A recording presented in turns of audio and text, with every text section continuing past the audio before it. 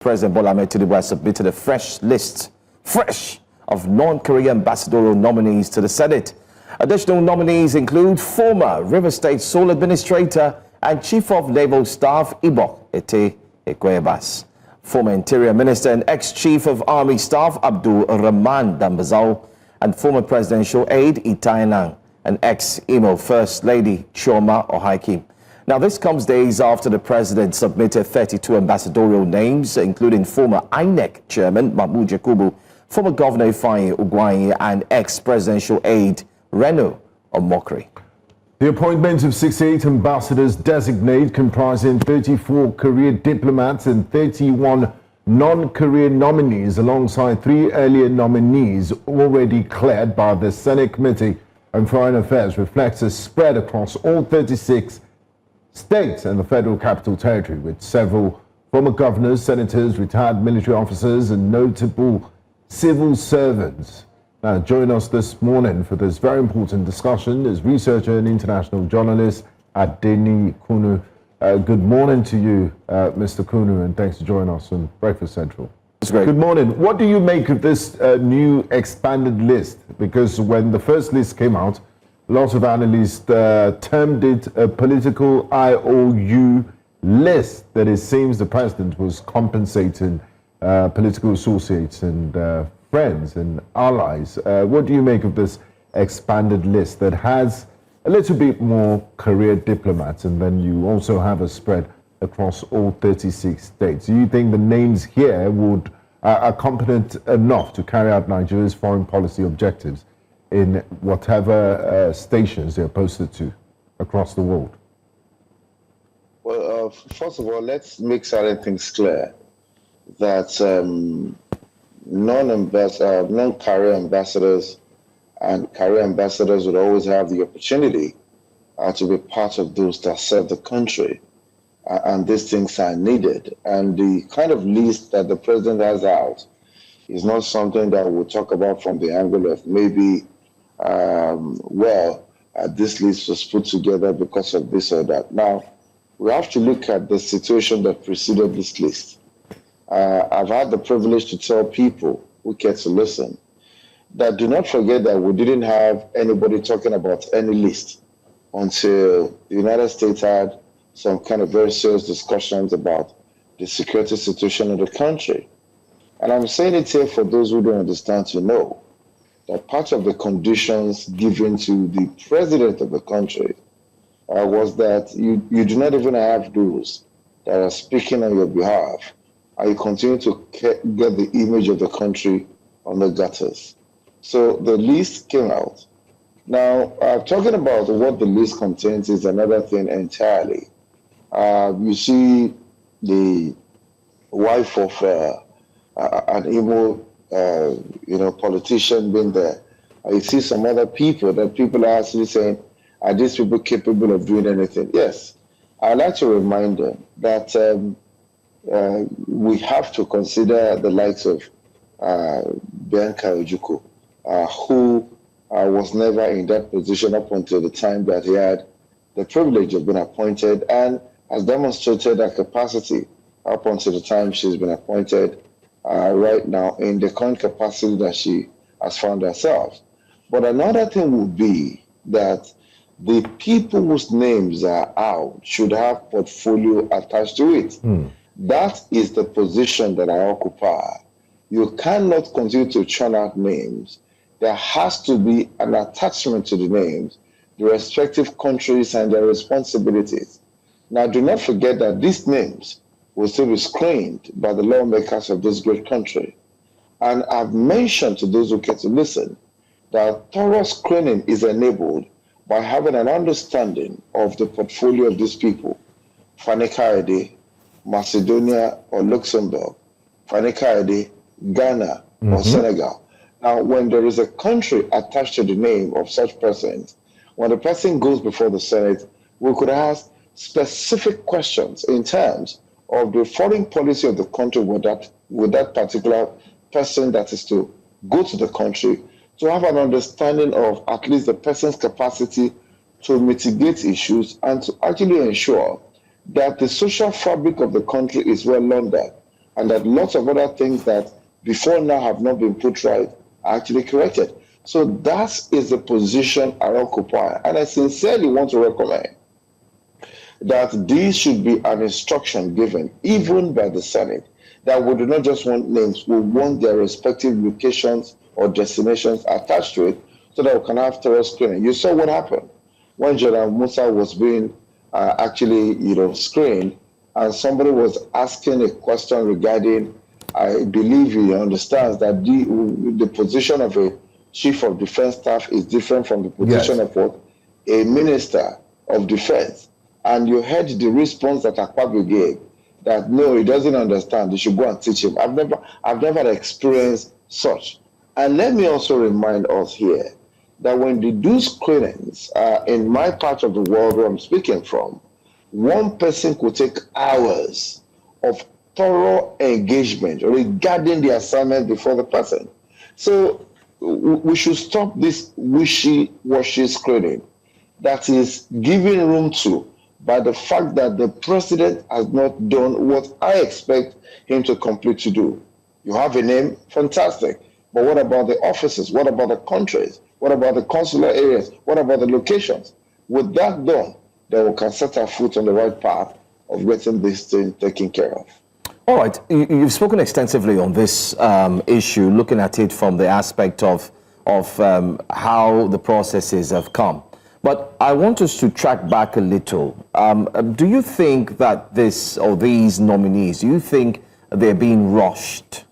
Especially looking at the fact that the United States had decided to beam its searchlight on Nigeria's insecurity, and noting that we do not have any form of diplomacy in terms of representatives or envoy in ambassadors in all of these countries, in particular the United States. So do you think it was a case of, oh, you know what, let's start bringing out names, and these names were rushed, therefore it took longer, or a short time rather, to scrutinize these names? Because the names we're seeing is starting to look like, okay, let's just try and fill up the lists and fill up the spots. What do you think?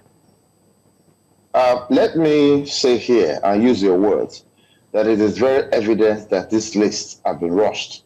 You cannot take that away from us at this moment. And this list was rushed because President Bola Tinubu, in his usual manner, believes that everything has to be done with a consciousness of trying to do permutation of politics, instead of understanding that foreign policy is a huge ingredient, especially for a country that Nigeria is, and the fact that we are the most populous black nation on earth. So it tells you that a complete lack of knowledge about the importance of foreign policy direction, about the importance of our international connections and global impact, about the importance of Nigerians who are in diaspora and many people who come back and forth the diaspora. These things are very key to how we are perceived, to the impression we create, to the attraction for foreign direct investment, to the mitigation of problems. The president and his cohorts have demonstrated a complete lack of understanding of the fact that we're talking about Nigeria, then Nigeria doesn't have an ambassador in a country that is called the United States of America, on arguably Nigeria's biggest partner. If you check, sir, the amount that was remitted from the United States of America just for the 2024 calendar, you'll be shocked. It tells you that there are people here who have something worth the while doing, and they continue to pour into the country. You do not even understand why this country doesn't even have an ambassador to the United Kingdom. That country colonized Nigeria. And for anything not to go out of hand, we need somebody's feet in the United Kingdom to ensure that there's proper representation. If you look at France, the place that this president has visited the most since he came to power, no ambassador. It's a complete lack of knowledge, a poor demonstration of capacity by President Bola Tinubu not to have allowed this country have somebody that is representing us. And if you look at it, for everything that happens back home, for every insurgency, for every kidnapping, for every banditry, there is nobody speaking abroad. I'm here, and I sample opinions when I go to places, especially when I get within formal circles. You need to listen to some of the things being said about this beautiful country called Nigeria. Just because a president doesn't have knowledge of what it means to have an ambassador. We're talking about divesting the economy. We've been talking about foreign direct investment.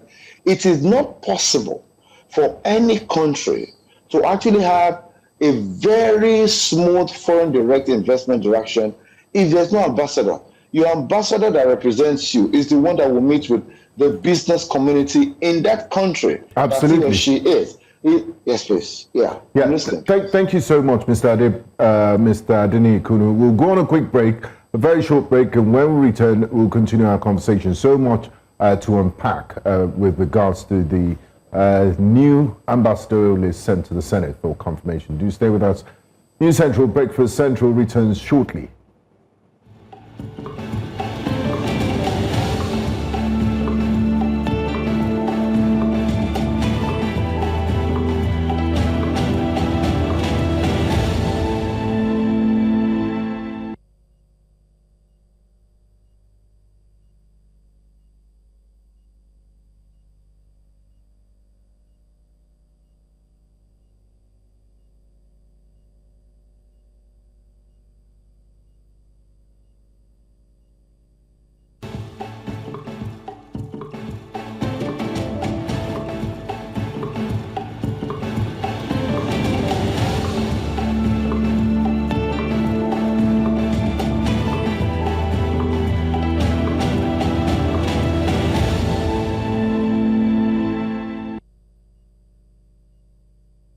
You're welcome back to Breakfast Central, and we're currently discussing Nigeria's international diplomacy following appointment of ambassadors. The list has been sent to the Senate for confirmation, and joining us to do this is Mr. Adeniyi Kunnu, researcher and international journalist.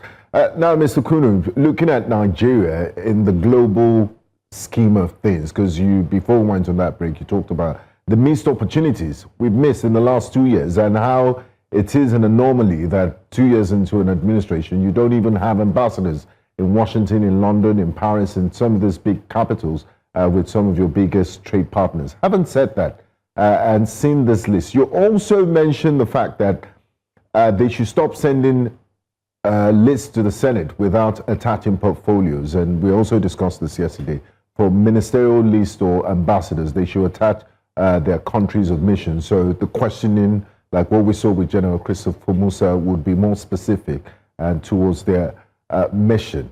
Now, my question to you is, looking at the current world as we live in a multipolar world, what sort of foreign policy thrusts should Nigeria be chasing with regards to its relationship with countries? Should we remain non-aligned, or we should pitch our tents with the BRICS and Russians, or we should remain pro-Western?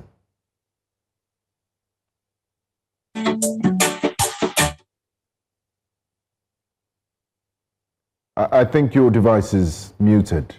I can hear you. Can you hear me now, please? Yes, we can. Go ahead, please. Thank you very much. I appreciate that. Now, officially, the country's first language is actually English. The country's second official language is French. We know that in this country we have Confucius Institute. You do the language unit, department or faculty or institution that is from the Chinese government in many of our universities. That tells you that the global community we have cannot move as it should without inclusion of the Asian hegemony, which is China. We have to admit that.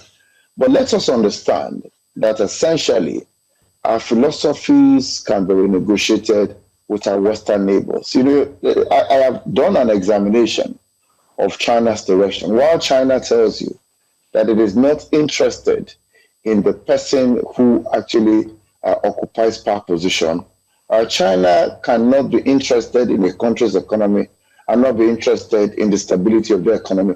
That's a dangerous policy direction for the country, because you cannot talk about a country that at times want to take your assets because of certain defaults and loans, and that country just feels, who cares about who leads them? A country that you're aligned with should also be able to discuss what is the future of our investment in your country by ensuring that the process of leadership is proper and the process of allowing people come into office is also important. So the policy thrust of the country should, at this point, have a lot to do with what is the security aligning of Nigeria with Western ideology, with Western inkling, with Western posture, because it is very obvious that there's hypocrisy within the hallway of security in this country.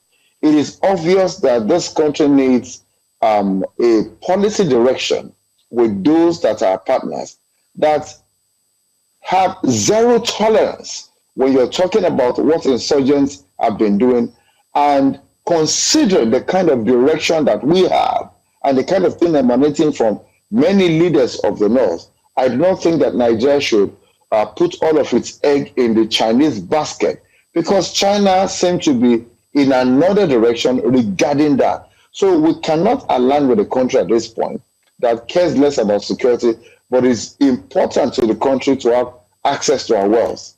That is one thing we should understand. Then another thing has to do with the economy.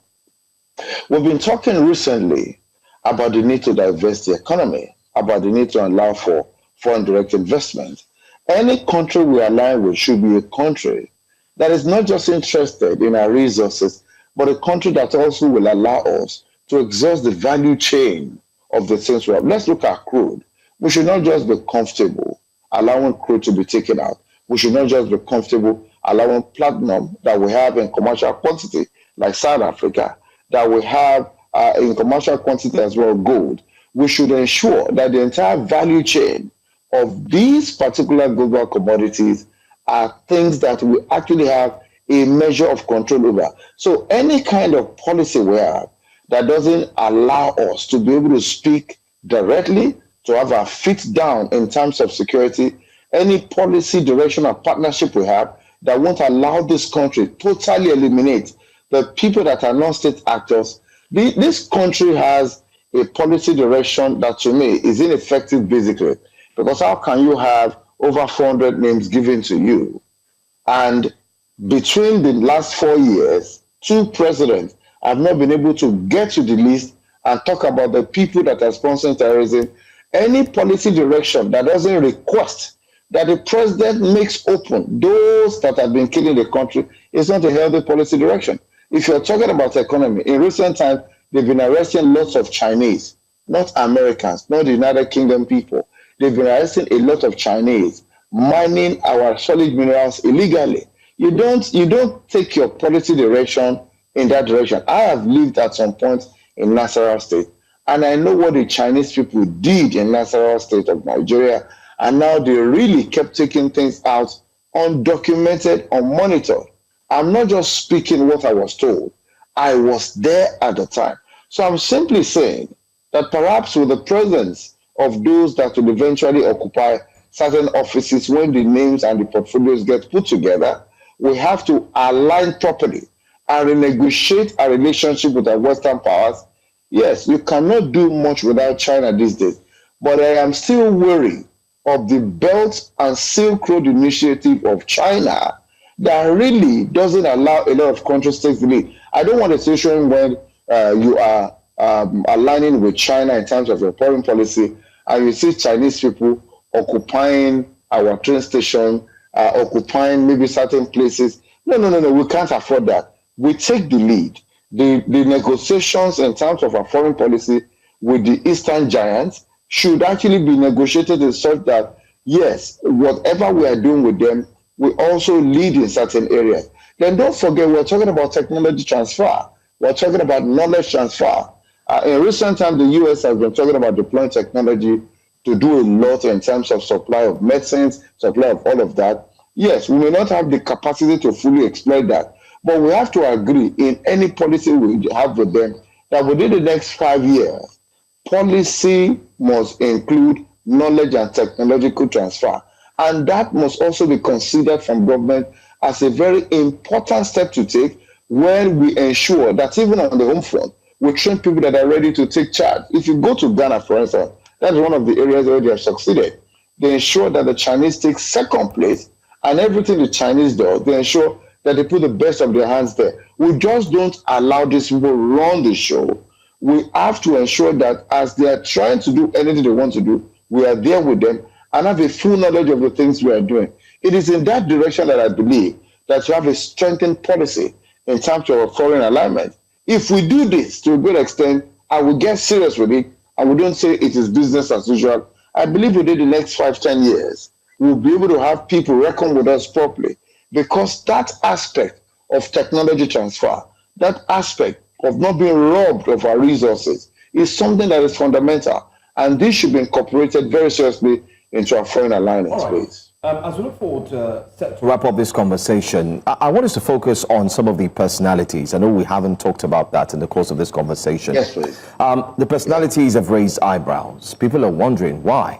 I mean, it takes us back to the former late President Muhammadu Buhari, who had appointed a former Chief of Army Staff, General Buratai, as an ambassador, and he resumed in Benin Republic. We're starting to see a similar play out in the appointment of the INEC chair, who had just left office. And just yesterday, the River State man who had gone there during the period the governor was not on seat. I'm talking about Ibas. He's also been appointed as well. He was also a former ambassador. Yes, a former ambassador as well, but he's also been appointed to a role. What do you make of the personalities that make up these appointments? Does it tell that Nigeria is bereft of people who can also represent the country without being in the political space? And basically, just share your thoughts on the personalities. All right, thank you. Let me put it within this context. There used to be a time when we talk about when people get into office, when people are doing things that relates to connecting with public, we consider variables. We never used to consider perception index as one of the yardsticks to measure acceptance of whatever it is that's been done. But this administration doesn't understand that perception index is a very strong part of the measuring yardstick of anything that we do. Don't forget this kind of perception that the president appears to not be taking cognizance of is also adding to the acceptance of his leadership or not, and how people look at things. If you check why people are complaining, the swiftness with which the Senate supported the takeover of the River State government is something that I've not seen in contemporary politics, and Nigeria was able to achieve that. Just the same way they were able to remove the national anthem that we all know and give us the national anthem that was before that. The speed with which they move, especially this particular 10th Assembly, must be miraculous and actually worthy of all encyclopedia documentation. So that itself has affected how people perceive them. If you talk about the insecurity across the country, you would have expected that in some places, the president would have even declared a state of emergency. What happened in Rivers was less, but that wasn't declared. So it tells you that there's something about the perception of a man being rewarded for doing the bidding of his master, and that is the person that was the former military administrator of River State. That being said, you also mentioned another person. I'm trying to remember whose name you called now, but I'm simply telling you that apart from the River State person, okay, you talked about Professor Mahmood Yakubu. That's also another person that, to me, as a matter of fact, if I did a comparative analysis of Mahmood, and I also look at Ibok-Ete, if you do a comparative analysis of individual capacities away from maybe their political appointments before now, I have to say that Mahmood is a highly cerebral person. The issues with election affected the perception of the man, but the reality is, as a person, he has the knowledge and the intellectual stamina to represent Nigeria or to actually take up the responsibility of being an ambassador, because that, to me, I have measured. But in terms of Ibok-Ete, I have my reservation. And don't forget also that there were lots of things that made the rounds as of the time that former President Muhammadu Buhari appointed his former service chiefs to actually go to places in Africa and actually occupy positions of ambassadors. People said he did that for them to avoid or to be kept away from prosecution or to examine the things that they did while in office.